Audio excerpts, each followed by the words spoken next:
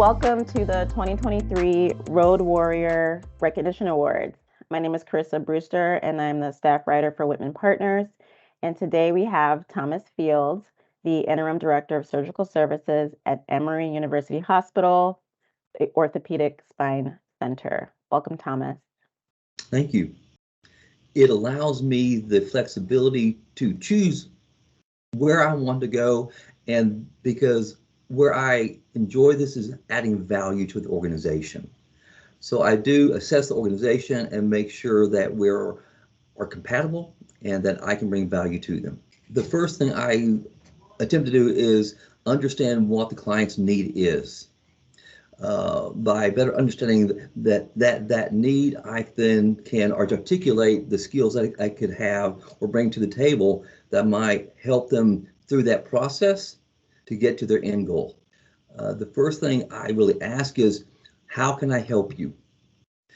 To me, that is a great opening statement in almost any relationship. Coming into these organizations, you are trying to establish a relationship. And they will usually spend probably 20, 30 minutes talking about what their needs are, because that's what I need to know, whether or not I can establish that relationship and that skill set that meets their needs. I first meet with them and seek to understand. Let them tell me where they are. Ask them how they perceive my role. So I first, I try to be that blank slate. So I don't come in with a preconceived notion of what I'm going to do or who I'm going to meet or any of those things. I let them sort of paint the picture so I can be that place. There are two actually big activities. The one I've been working on for about 5 months now, it's called high efficiency. Working with our anesthesia, our primary orthopedic surgeon, who's very fast, and the whole team, we have moved from doing 6 hips or knees in a day to 10 in a day and getting done by 3:15. So that enhanced the revenue by millions of dollars, literally millions, when you annualize it. Yet the total resource expense did not go up because it's the same FTEs, the same bodies. We have worked diligently to reduce waste. And we've now on our 5th month, and it's running pretty well. We do it 2 days a week, every Monday and every Thursday. Oh, so you pick 2 days a week to do these cases, that many cases in that time frame. Right. And of course, the other side of that is we manage our labor cost very directly.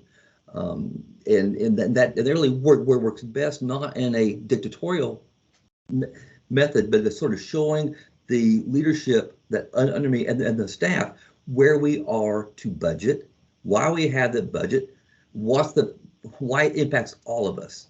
So it's still that other side too. We enhance revenue while managing costs. It is the buy-in from the people who are either upstream or downstream. The OR itself is a somewhat isolated capsule. Yet we depend upon timely access to the patient on the front end and then timely discharge processes.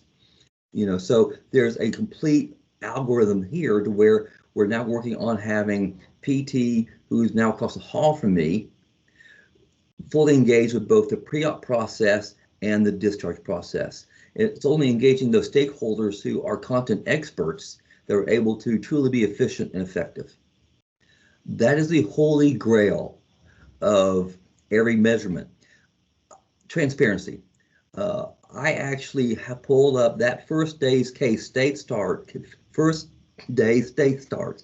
at 9 p.m. 9 a.m. and I put them on the board. So the next morning we discussed where we are. We are now at 81% first case on time starts, which is the highest in the system. Did nothing but have a conversation and display where we are on a daily basis. When there's a challenge, they come to me and say, hey, here's the problem. I need some help. And that's my role, is to help break the barriers. Well, there's two things. Oftentimes, many times, a cancellation should have been redone as a rescheduled case. Okay, cancellation rate is another measurement we have for quality and for productivity. So keeping it and moving it to a rescheduling keeps them in our system. It does not reflect on our cancellation rate. So that's a win-win. What we now do is 3 days out, we meet as a team and look at all the pre-certs to ensure that we have a pre-certs done or the pre-certification done so the patient is ready. That's a big one. You should be preparing for that transition from the day you walk in,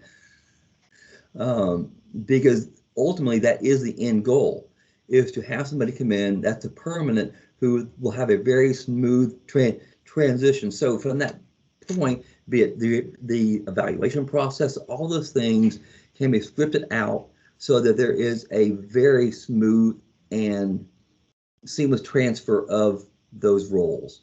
And I do think that starts from the day you walk in, having that plan in place. Well, that's a great way to end.